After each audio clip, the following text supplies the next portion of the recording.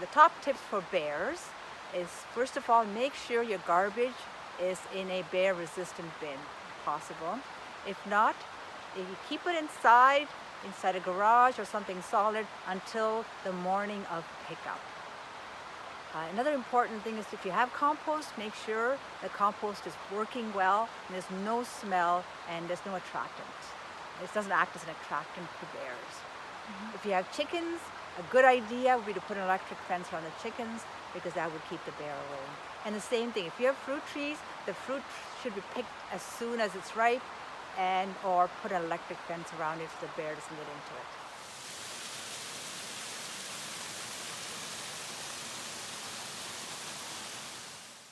When we're talking about predators around here, we're talking about cougars, bears, and wolves. We don't really have anything much to report on wolf. We haven't had much conflict. There's the odd sighting, then we had the one on the island, and we have them passing through some of the more rural areas from time to time, but we don't really have much in the way of conflict to report. But with cougars and bears, so you'll get more sightings of these animals obviously in the areas closer to wilderness. So Souk and Machosen, East Souk, places like that get the majority of complaints. Basically the types of complaints we get, livestock and garbage are the two #1 attractants. As you move into further developed areas such as Colwood and Langford, you have less people farming, so it's all garbage and compost. The typical problems are bears roaming around at night, getting into unsecured garbage and compost.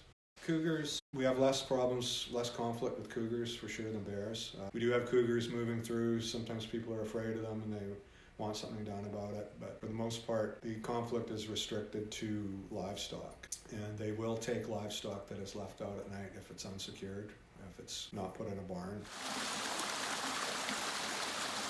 One thing that people do that makes it worse is feeding wildlife. So people leaving out pet food or bird seed everywhere, and some people are feeding deer deliberately and feeding raccoons and stuff like that. I mean, that's one thing that's really unfortunate, and it would be easy to stop if people would just stop doing that and realizing they're not doing the animals any favor. Cleaning bush around your house, particularly with cougars, they tend to like to stay in cover, so a lot of times we'll get complaints from people that are seeing cougars in and around their house in rural areas, and we'll give them advice to open it up a bit, remove some of the understory, the underbrush, so that cougars don't have places to hide, things like that. It's just sightings and people are uncomfortable with having them there.